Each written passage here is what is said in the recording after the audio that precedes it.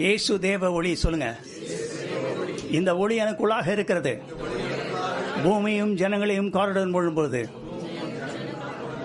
கர்த்தருடைய மகிமையினால் உதிக்கும். என்னில் இருக்கிற ஒளியைக் கண்டு ராஜாக்கள் என்னிடம் நடந்து வருவார்கள். நான் தேவனுடைய பிள்ளை. நான் இயேசுவின் இரத்தத்தால் மறுபடியும் பிறந்தவன். இந்த இரத்தம் எனக்கு பரிந்து பேசுகிறது. நான் விளக்கு தண்டின் மேல் வைக்கப்பட்ட விளக்காக மாறுவேன். நான் அனுதினமும் வேத வசனமாகிய அப்பத்தை உண்டு வாழ்கிறேன். வேத வசனத்தில் அடிப்படையில் என் விசுவாசம் உள்ளது. நான் அனுதினமும் பரிசுத்த ஆவியினால் வழி நடத்தப்படுகிறேன்.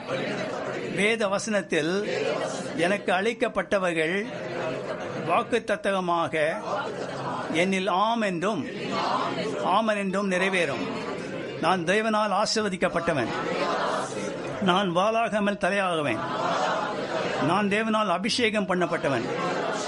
தேவ வசனம் என்னில் கிரியை செய்து என்னை காக்கிறது. நான் தேவ ஞானத்தால் நிரப்பப்பட்டவன். தேவ தயை எனக்கு கொடுக்கப்பட்டுள்ளது. என் குறைவுகள் எல்லாம் இயேசு நிறைவாக மாற்றுவார். என் பலவீனத்திலே தேவ பலன் பூர்ணமாக விளங்கும். வேத வசனம் என் வாழ்க்கை கப்பலின் நங்கூரம். எனவே எதை குறித்தும் அச்சமில்லை. நான் நீண்ட நாட்கள் வாழ்வேன். உலகில் அற்புதமாகவும் அடையாளமாகவும் வாழ வைப்பார்.